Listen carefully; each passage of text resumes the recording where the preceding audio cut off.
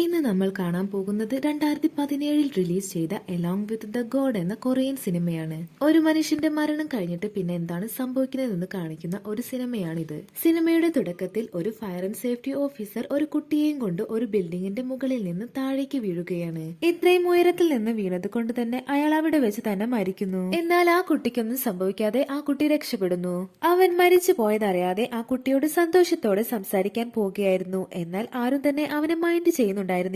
എന്നാൽ രണ്ടുപേർ അവന്റെ പേര് വിളിച്ച് അവന്റെ അടുത്തേക്ക് വരുന്നുണ്ട്. ആ സമയം അവന്റെ കൂടെ വർക്ക് ചെയ്യുന്നവർ അവന്റെ ബോഡിക്ക് CPR കൊടുത്തോണ്ടിരിക്കുകയാണ്. അത് കാണുമ്പോഴാണ് അവൻ മരിച്ചുപോയെന്ന് അവന് മനസ്സിലാകുന്നത്. ഇവർ രണ്ടുപേരാണ് ആഫ്റ്റർ ലൈഫിൽ ദൈവത്തിന്റെ കോടതിയിൽ അവന് വേണ്ടി വാദിക്കാൻ പോകുന്നത്. മാത്രമല്ല അവനൊരു നല്ല മനുഷ്യനായതുകൊണ്ട് തന്നെ അവന് പുനർജന്മം കിട്ടാൻ സാധ്യതയുണ്ടെന്ന് അവർ പറയുന്നു. അവന്റെ അമ്മയെ തനിച്ചാക്കി അവന് വരാൻ പറ്റില്ല എന്ന് അവൻ പറയുന്നുണ്ടെങ്കിലും അവർ അവനെ കൊണ്ടുപോകുന്നു. അവിടെ ചെന്നപ്പോൾ അവന്റെ ആത്മാവായിരിക്കും ഏറ്റവും പരിശുദ്ധമായ ആത്മാവ്. അങ്ങനെ അവനെ ആദ്യത്തെ വിചാരണയ്ക്ക് വേണ്ടി കൊണ്ടുപോകുന്നു. അവിടെ അവൻ ചെയ്ത കുറ്റം അവന്റെ കൂടെ ജോലി ചെയ്തിരുന്ന അവന്റെ സീനിയർ ഓഫീസർ അപകടത്തിൽപ്പെട്ടപ്പോൾ അവനെ കൊണ്ട് രക്ഷിക്കാൻ പറ്റുമായിരുന്നിട്ടും അവൻ രക്ഷിക്കാതെ പോകും. അങ്ങനെയാൾ മരിച്ചു പോകുന്നു. അതൊരു കുറ്റമായി കണക്കാക്കി അവൻ നിന്ന സ്ഥലം മൂന്നായി പിളർന്ന് ഒരുപാട് ആത്മാക്കൾ തീയിൽപ്പെട്ട് വെന്തുരുകുന്നുണ്ടാകും. അവരെല്ലാരും ചെയ്ത തെറ്റിന് ശിക്ഷ അനുഭവിക്കുകയായിരുന്നു. അവിടേക്ക് അവനെ തള്ളിയിടാൻ നേരം അവന്റെ സീനിയർ വക്കീല് അവന് വേണ്ടി വാദിക്കാൻ തുടങ്ങും. അന്ന് അവൻ സീനിയർ ഓഫീസറെ രക്ഷപ്പെടുത്താൻ ശ്രമിച്ചിരുന്നു. എന്നാൽ ഓഫീസർ മറ്റുള്ളവരെ രക്ഷപ്പെടുത്തിയതിനു ശേഷം എന്നെ രക്ഷപ്പെടുത്തിയാൽ മതിയെന്ന് അവന് ഓർഡർ കൊടുത്തിരുന്നു. അതവൻ അനുസരിച്ച് മറ്റുള്ളവരെ രക്ഷപ്പെടുത്തി വരുമ്പോഴേക്കും സീനിയർ ഓഫീസർ മരിച്ചിരുന്നു. ഇതൊരു ഇൻഡയറക്ട് മർഡർ ആയതുകൊണ്ടും ഒരുപാട് പേരുടെ ജീവൻ അവൻ രക്ഷപ്പെടുത്തിയതുകൊണ്ടും ആ ദൈവം അവനെ വെറുതെ വിടുന്നു. അങ്ങനെ അവർ രണ്ടാമത്തെ വിചാരണയ്ക്ക് വേണ്ടി കിമ്മിനെ കൊണ്ടുപോകുന്നു. രണ്ടാമത്തെ വിചാരണയിൽ അവൻ എങ്ങനെ ജീവിച്ചു എന്നതിനെ കുറിച്ചാണ്. ആരെങ്കിലും വേദനിപ്പിക്കാതെയാണോ അതോ സെൽഫിഷ് ആയിട്ടാണോ ജീവിച്ചത് എന്നൊക്കെയുള്ള വിചാരണയാണ് നടക്കാൻ പോകുന്നത്. അവിടെ എത്തി അവന് വേണ്ടി അവർ വാദിക്കാനായി തുടങ്ങും. അവൻ മനുഷ്യനെ മാത്രമല്ല മൃഗങ്ങളെയും രക്ഷപ്പെടുത്തിയിരുന്നു. അവൻ ഒരിക്കലും അവന് വേണ്ടി ജീവിച്ചിരുന്നില്ല.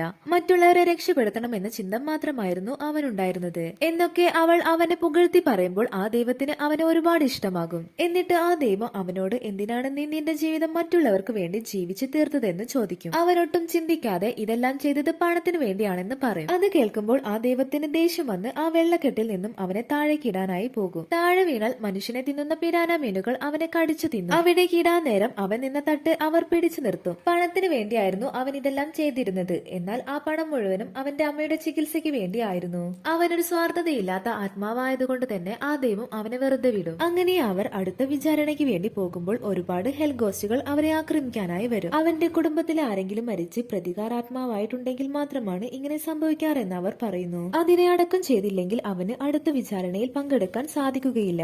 അതുകൊണ്ട് ആരാ മരിച്ചെന്നറിയാൻ ക്യാപ്റ്റൻ അവന്റെ വീട്ടിലേക്ക് പോയി നോക്കും. അവിടെ ചെന്ന് ക്യാപ്റ്റൻ അമ്മയോട് നിങ്ങളുടെ മകൻ കാരണമാണ് ഞാൻ ജീവനോടെ ഇരിക്കുന്നതെന്ന് പറയും. അത് കേൾക്കുമ്പോൾ ആ അമ്മ ക്യാപ്റ്റനെ കെട്ടിപ്പിടിച്ച് കരയും. ആ സമയം ക്യാപ്റ്റൻ കിമ്മിന്റെ ഫോട്ടോയിൽ നോക്കുമ്പോൾ അവിടെ എന്തോ പ്രശ്നമുള്ളതായി തോന്നും. അമ്മ അകത്തേക്ക് പോയ സമയം കിമ്മിന്റെ ഫോട്ടോയിൽ നിന്നും ഒരു കറുത്ത രൂപം പുറത്തേക്ക് വരും. മറ്റൊരു ആത്മാവ് ആ ഫോട്ടോയുടെ പിറകിലുണ്ടായിരുന്നു. അത് ക്യാപ്റ്റനെ കണ്ടതും അവിടെ നിന്നും രക്ഷപ്പെടും. അത് കിമ്മിന്റെ അനിയന്റെ ആത്മാവായിരുന്നു. അവൻ ആർമിയിലായിരുന്നു ജോലി ചെയ്തിരുന്നത്. 2 ദിവസം മുമ്പ് അവന്റെ ഫ്രണ്ട് അറിയാതെ ഗണ്ണ് ഫയറായി അവൻ വെടിയേറ്റു മരിച്ചിരുന്നു. അത് അവരുടെ പ്രമോഷനെ ബാധിക്കുമെന്ന് കരുതി അവർ ആരും അറിയാതെ അവനെ അടക്കം ചെയ്തിരുന്നു. അങ്ങനെ കിമ്മിന്റെ അനുജൻ ഇപ്പോൾ ഒരു പ്രതികാരാത്മാവായി മാറിയിരിക്കുകയാണ്. എന്നാൽ അവന്റെ കൂട്ടുകാരൻ അവൻ ചെയ്തതിൽ കുറ്റബോധം തോന്നി അവൻ ആത്മഹത്യ ചെയ്യാൻ പോവുകയാണ്. കിമ്മിന്റെ അനുജൻ ക്യാപ്റ്റനോട് അവനെ രക്ഷപ്പെടുത്താനായി പറയും. അങ്ങനെ അവനെ രക്ഷപ്പെടുത്തി ക്യാപ്റ്റൻ കിമ്മിന്റെ അനുജന്റെ ആത്മാവിനെയും കൊണ്ട് തിരിച്ചു പോകുന്നു. അങ്ങനെ ഫൈനൽ വിചാരണയിൽ കിമ്മിന് പുനർജന്മം കിട്ടുന്നു. മാത്രമല്ല കിമ്മിന്റെ അനുജൻ നല്ലൊരു സോൾ ആയതുകൊണ്ട് തന്നെ അവനും പുനർജന്മം കിട്ടാൻ സാധ്യതയുണ്ടെന്ന് അവർ പറയുന്നു. അവിടെ വെച്ച് എലോങ് വിത്ത് ദ ഗോഡ് എന്ന സിനിമ അവസാനിക്കുന്നു. ഇതുപോലുള്ള വീഡിയോകൾക്കായി താഴെ കാണുന്ന സബ്സ്ക്രൈബ് ബട്ടൺ ക്ലിക്ക് ചെയ്യാൻ മറക്കല്ലേ.